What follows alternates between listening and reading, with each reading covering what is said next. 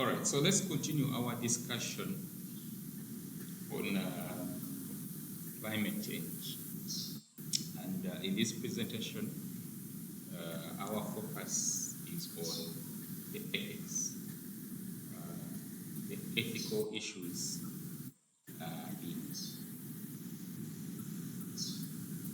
in climate change. So in this session, we should be able to know the ethical considerations underlying global climate change policies. We should be able to know the principles that are relevant, the ethical principles relevant to climate change, and what ethical dilemmas can arise, what international collaboration can contribute in addressing climate change challenges. So I start this presentation with we talk about this with the thinking behind that we wanted to create a world that is good for us and also for the generations to come. Okay, so we want to create a world that is sustainable and equitable for all of us. We don't want to have or to be in a world where other people are enjoying, and then while other people are actually suffering the consequences of climate change. Okay, that is what we all thrive for. So the obligation or the responsibility to do this does not only have to come from the scientific community, but also it has to be all of us. All of us have the moral imperative to make sure that our efforts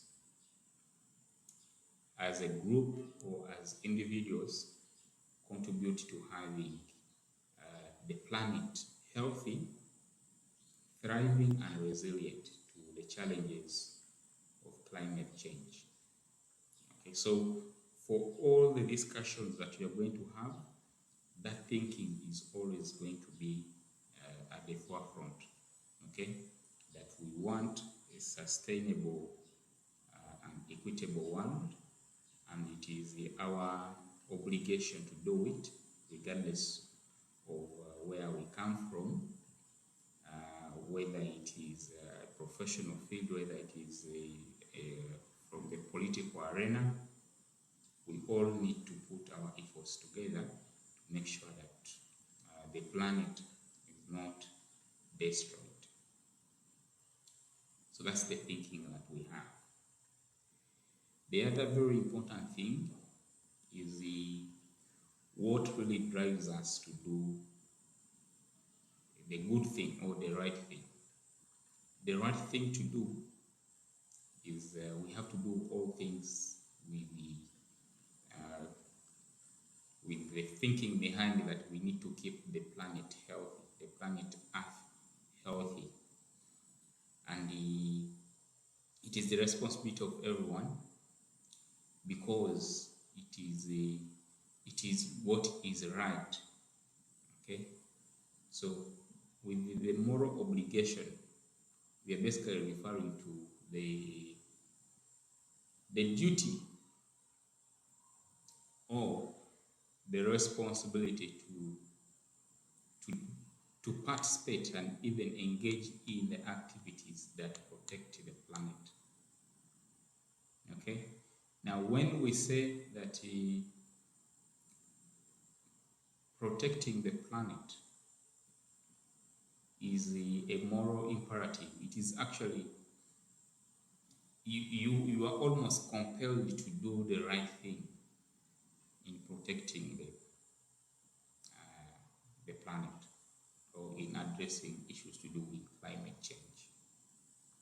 Okay, so whether it is the governments, whether it is the corporations, whether it is the communities, whether it is individuals, all of us have that moral obligation to make sure that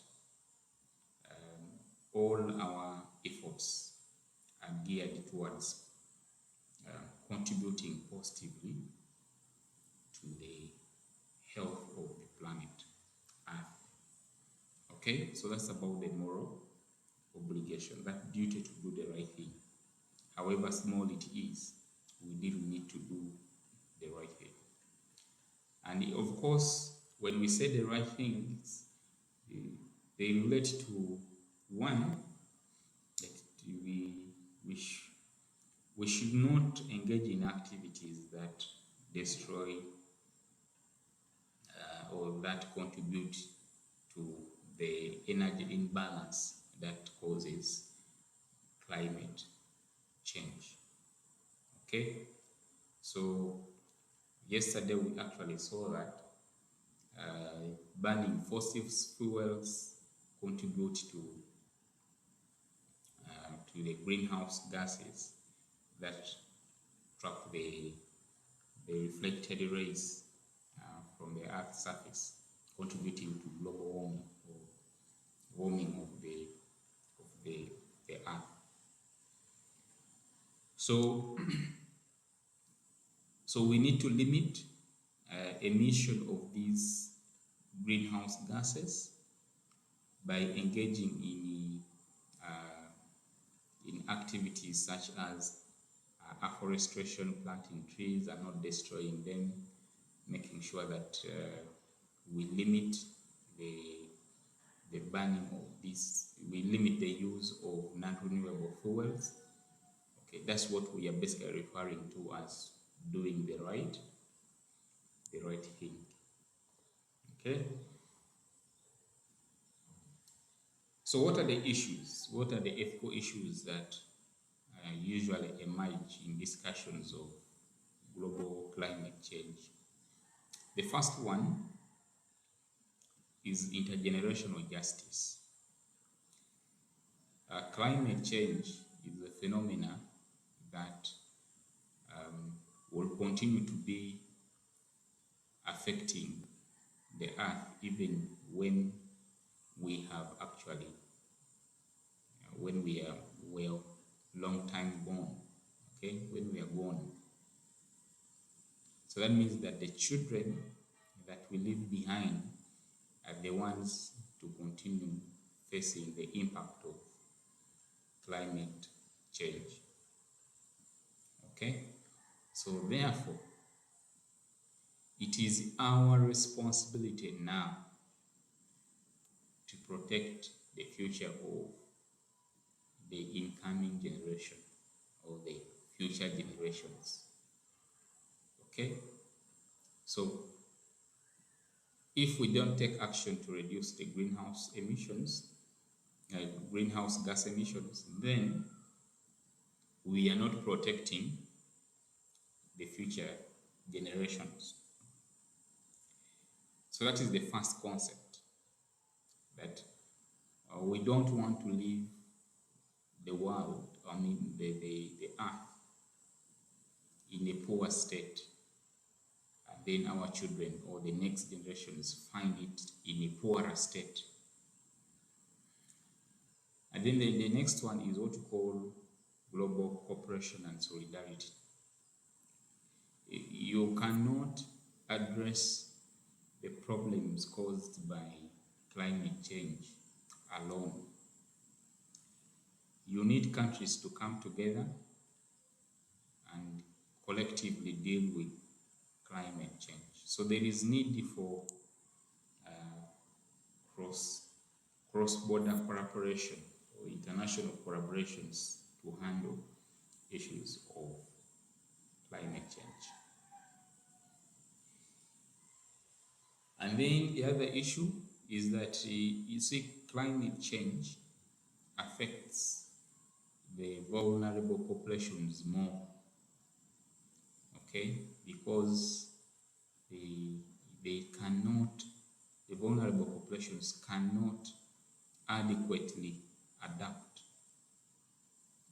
to climate change impact. Okay, so that means that when we address climate change, we should have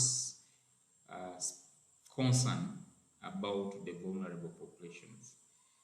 And one of those groups are the people who are living in poor communities, the marginalized communities. You can also look at that in terms of the poor countries, low-income countries. Okay, the low-income countries suffer more in terms of the consequences, the negative consequences of climate change. So when we are laying down strategies to address climate change, it means that we really need to be fair and just, such that the burdens and the benefits are equitably distributed. Okay, the people who are polluting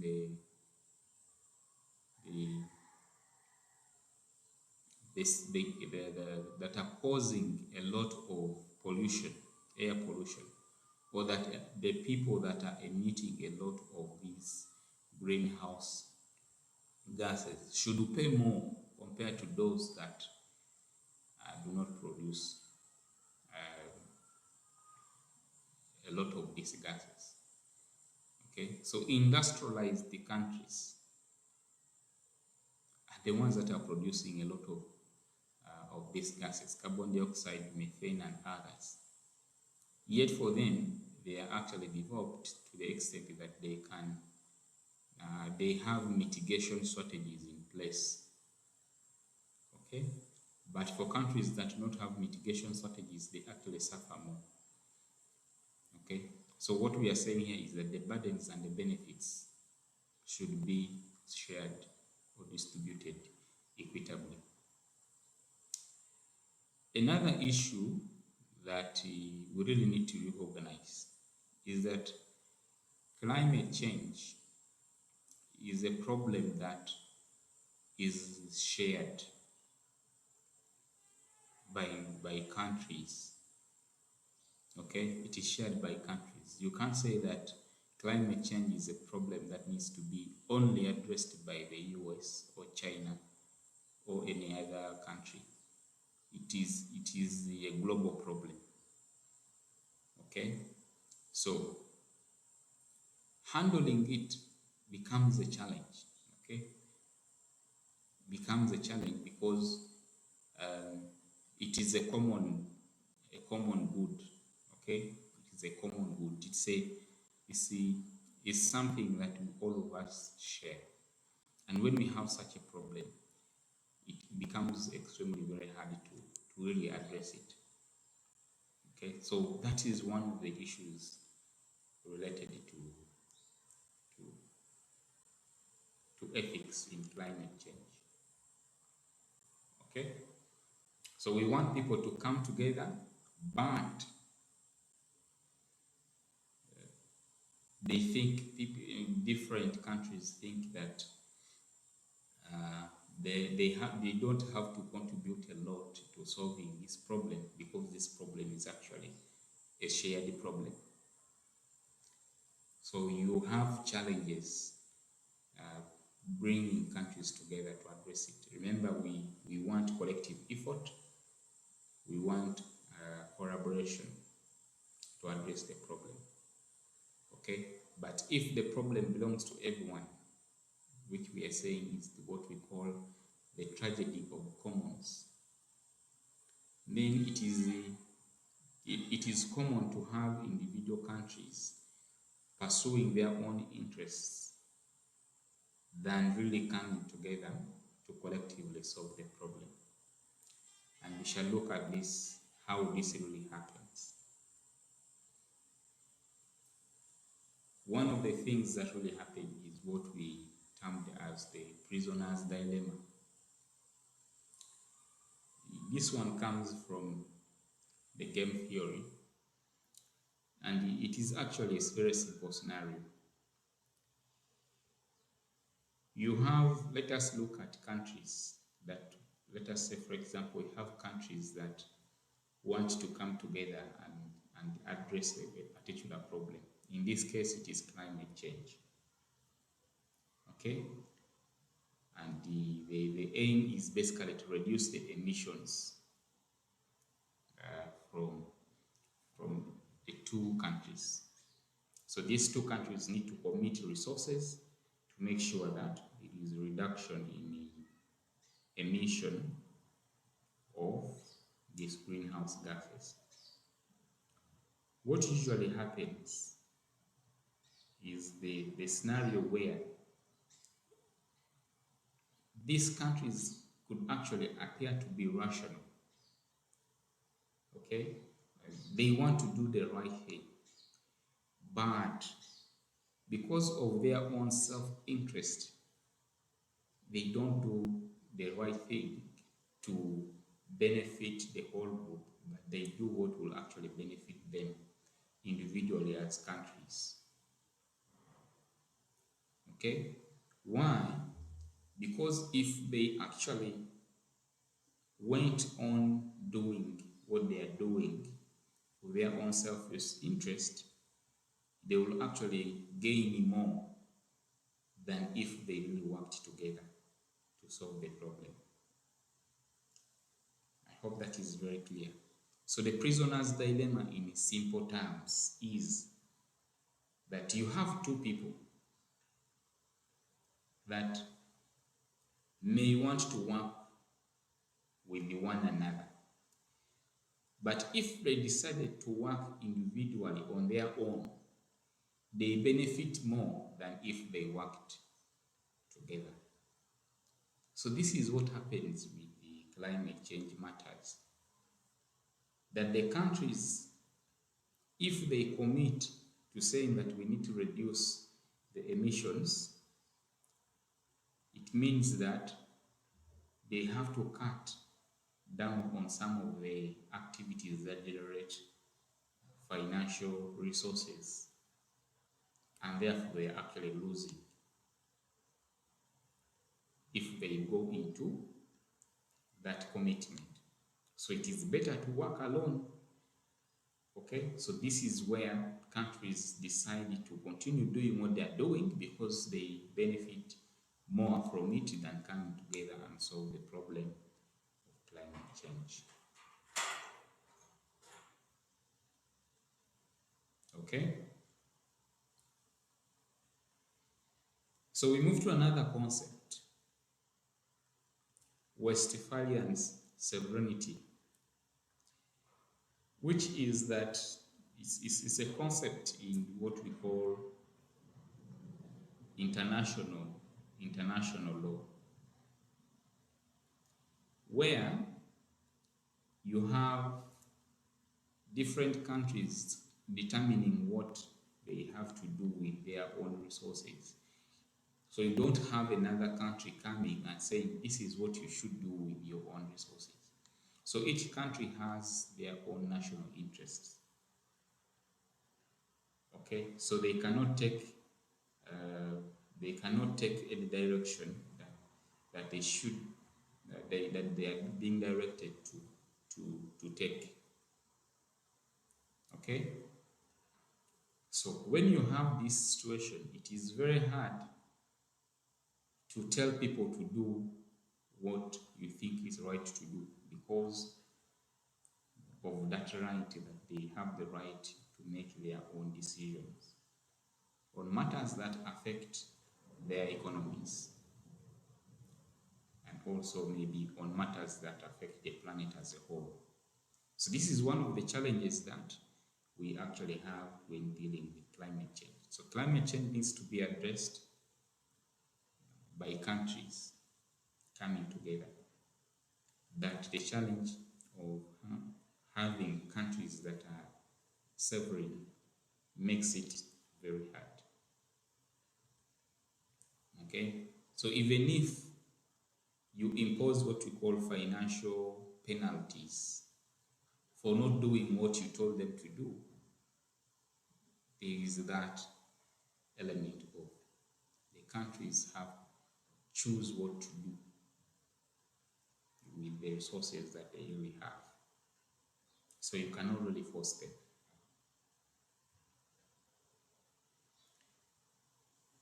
So that is where we will have a number of ethical challenges emanating.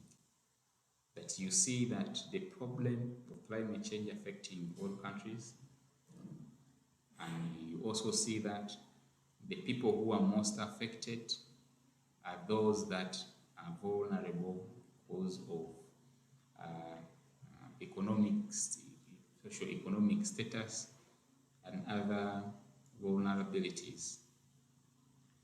And then the other thing is you have a situation where the data or scientific evidence for climate change comes from studies that are sometimes not very certain. Okay, so we have that uncertainty about different areas of climate change. So it is very hard to convince people really to take action if the evidence about climate change comes from scientific studies that have elements of uncertainty. And this is where basically we have what we call climate change skeptics, people who really doubt the problem of climate change. And they will go ahead and produce their own evidence to show that climate change is not a problem. And then for the solutions, what really needs to be done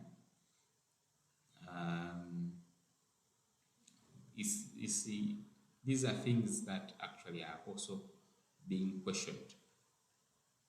Okay?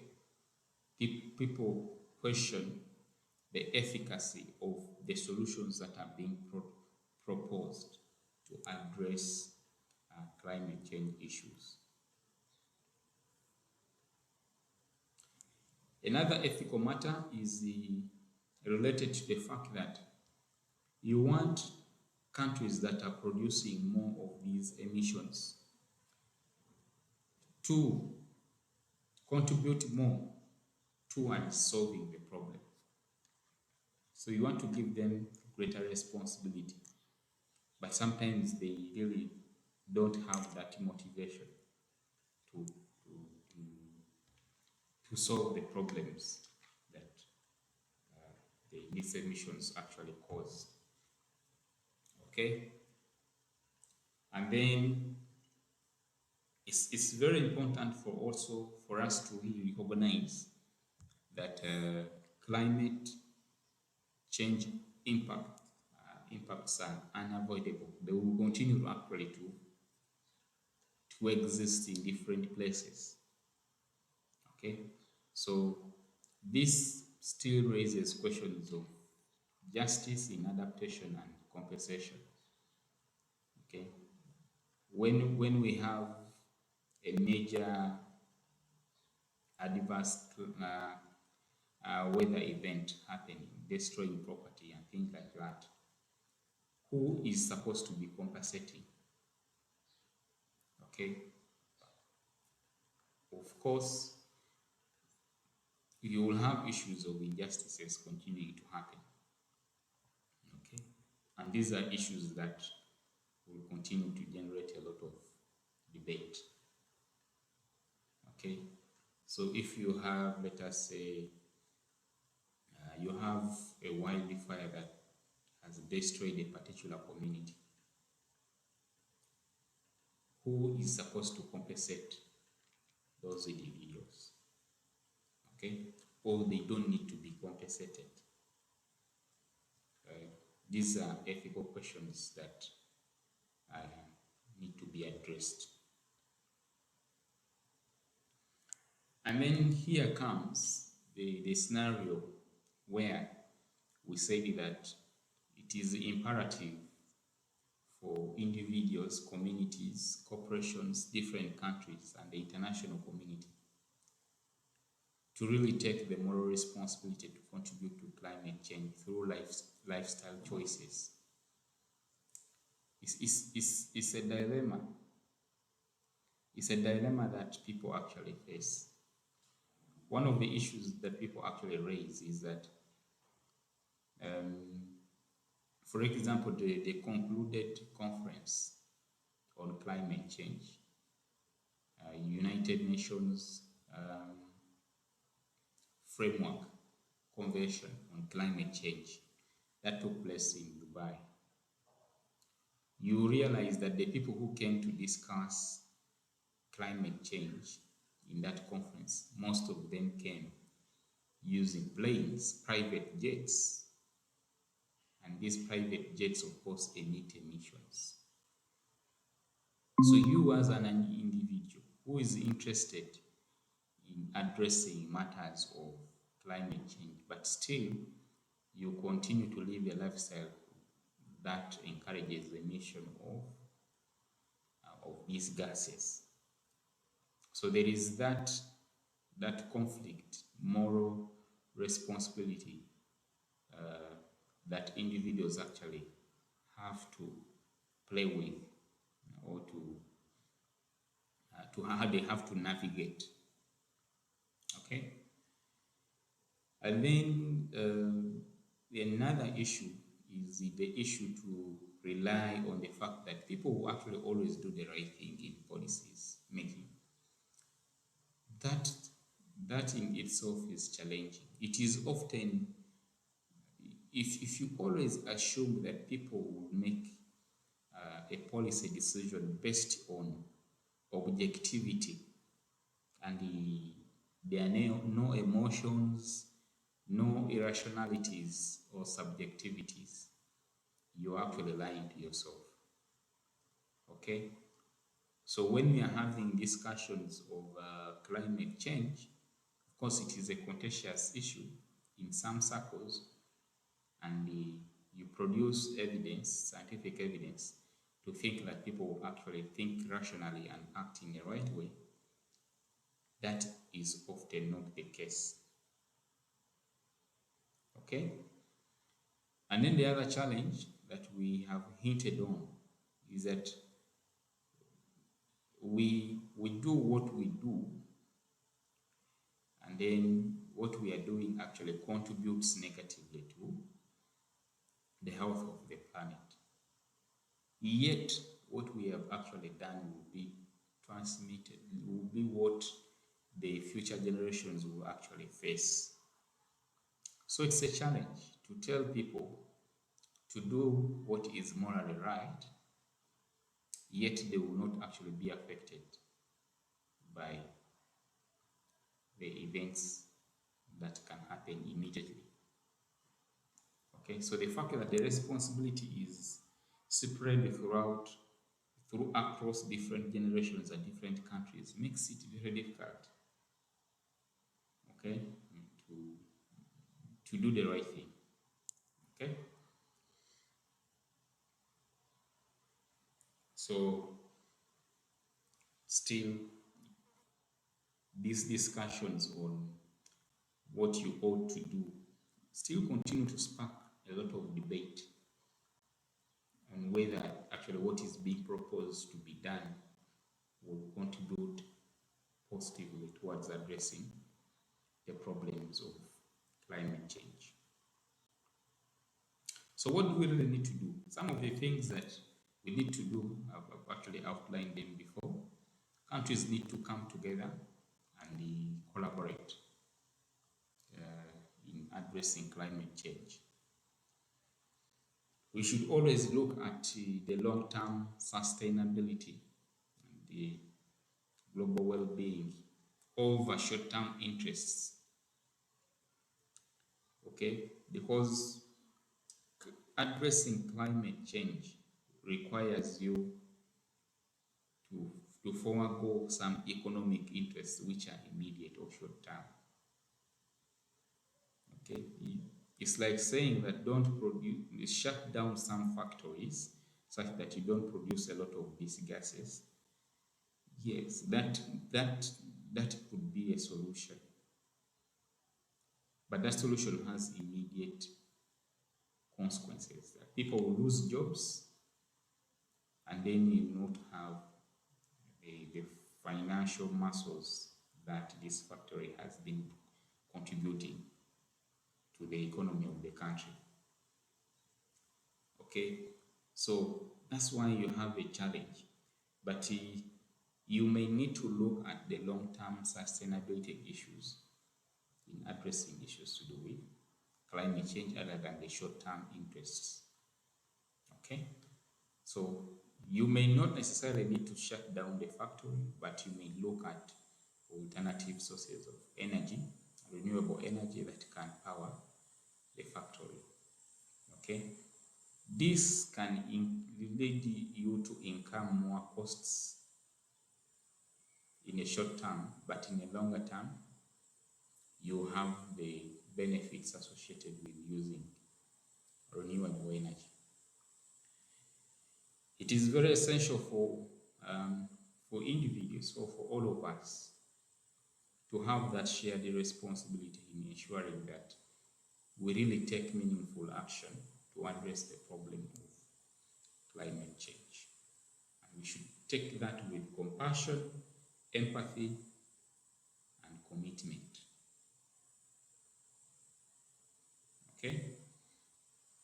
So we need to always remember that all of us are actually responsible for the health of the planet, and that the health of the planet is actually related to our own health and also to the well-being of the environment. Corporations, these big companies, should really take climate change as one of the core areas in which they can practice what we call corporate social responsibility. Okay, they shouldn't always look at maximizing profits, but they can also look at what interventions can they be engaged in to prevent or to mitigate the impact of climate change. Okay, different organizations have different ways in which they contribute towards the greenhouse emissions, whether it is through their operations, supply chain, they still can put in policies that make sure that the emissions from their operations, their transportation systems, do not damage or do not increase the amount of greenhouse gases. Okay, so the business communities, these big corporations, have a key role they play. Okay, so one of the elements we discussed earlier on, and we are basically returning back to basically see in how we really need to respond to climate change matters. The principles of justice and equity are very important. Remember that climate change is a weird problem. It is caused by, largely caused by well-to-do countries, because it is the developed or the industrialized countries that produce a lot of emissions compared to the less developed countries. But we are saying that the less developed countries are the ones that are actually facing the dangerous or the negative impact of the climate change.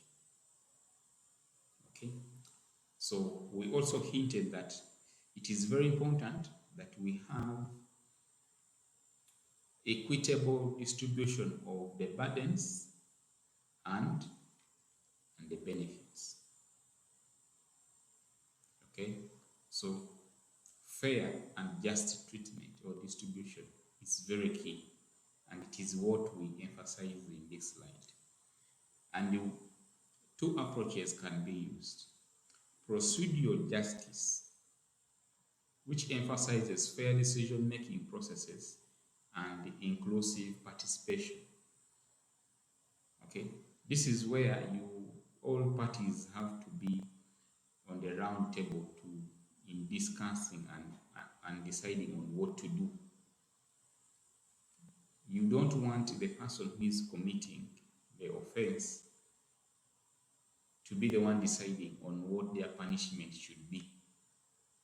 So you need the person who is committing the offense and then also the victim to be on the same table to discuss the ways forward.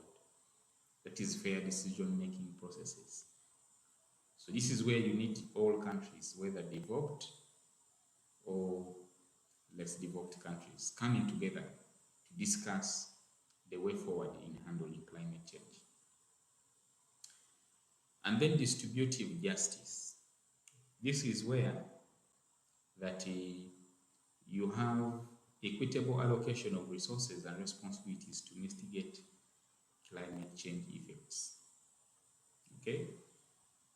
You will have, for example, we already noted that different countries they produce different levels of greenhouse effect, greenhouse gases. So you don't want them to contribute equally to solving the problem. So you want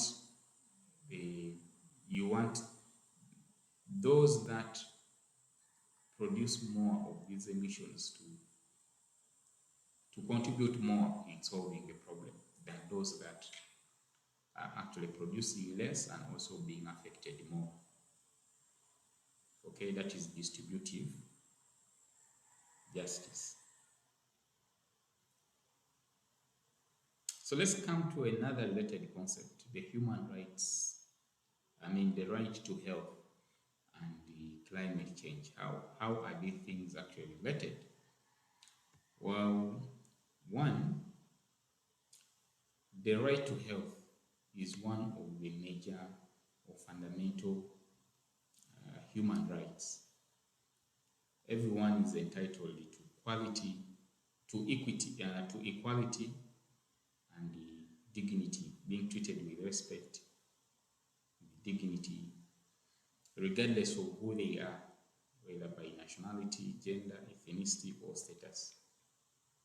So when we talk about the right to health, we are referring that everyone, regardless of those characteristics, is actually entitled to access quality healthcare services, information, and also the determinants of health like quality, safe water, sanitation, nutrition, clean environment. Okay, so everyone should be able to attain the optimal level of health, and to be able to attain that level, you should be able to access quality healthcare services, the information about health, and also access to clean water, good sanitation, nutrition, clean air, and the rest. And this is enshrined in the Universal Declaration of Human Rights and the International Convention on Economics, Social and Cultural Rights. Okay? So the right to health is it is the obligation of every country to make sure that their citizens have this right to health. Okay? And they should not be discriminated. The communities should actually participate in decision making about matters related to health. And for people who have health disparities, this should be addressed. Okay? So how does this relate to climate change? We are saying that climate change contributes to widening or to worsens health inequalities. The people who are already badly off in terms of health indicators, the impact of climate change makes the situation extremely more worse compared to where they were before. Okay, so that's what we are saying. We're saying that the poor or the marginalized communities face more health risks, okay, because of climate change. So, in order to address these challenges, we need to incorporate what we call the human rights-based approaches in order to guide our actions and the policies that relate to health. So the emphasis of that approach is that we need to enable people to claim their rights and to challenge inequalities. Okay? And the government should be held accountable in making sure that even the vulnerable communities, the marginalized communities, can still access quality healthcare services, and that the impact of climate change can actually be mitigated in these communities. So that is when we use the right to health or the human rights-based approaches to health. These approaches help in holding people accountable, that they should always do something to make sure that you don't make the situation extremely worse. Okay? So people should be treated with dignity, with respect. They should be allowed to participate in decision making. The decision making process should be transparent, and that the state authorities can be held accountable for their actions. When we have this approach, using the human rights based approach, then it means that we are going to come up with decisions that are equitable and protects the rights of the most vulnerable in the community. And the international assistance to support this mitigation and adaptation plans becomes very key, okay, for communities or states that cannot really handle the situation. So we have different agreements, different commitments that are put in place to protect the right to health. Okay, so we have different agreements and commitments, or even declarations, which make the different states to commit themselves to realizing the right to health for everyone. That, of course, sometimes it is very hard, but still the countries commit to make sure that that is the direction that they are following, and such that we have improvements that are progressive. Okay, so this means that even at the national level, all health plans, policies, strategies should always prioritize the most vulnerable groups in the communities. So if we want to put the human rights approach in practice, then we need to think about the following.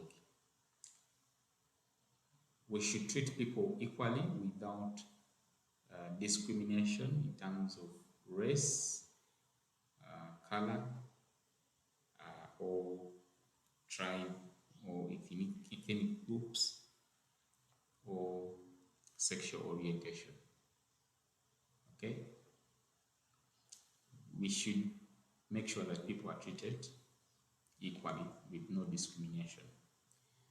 But we should also be able to identify the communities or the populations that have limited access to healthcare services, such that we can actually scale the services up for these disadvantaged communities.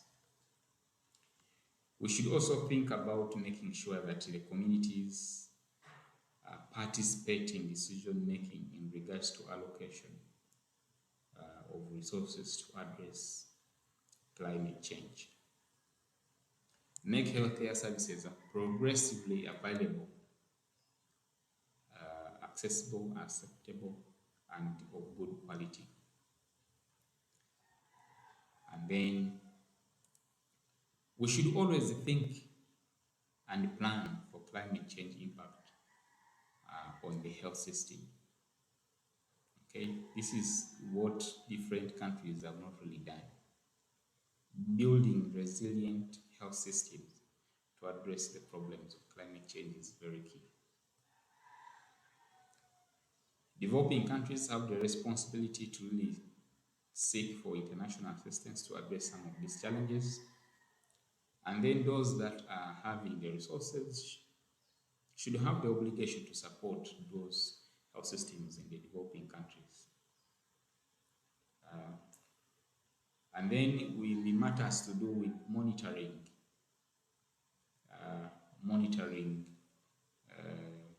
climate sensitive illnesses. It is very important that this process is actually transparent, effective, and accessible.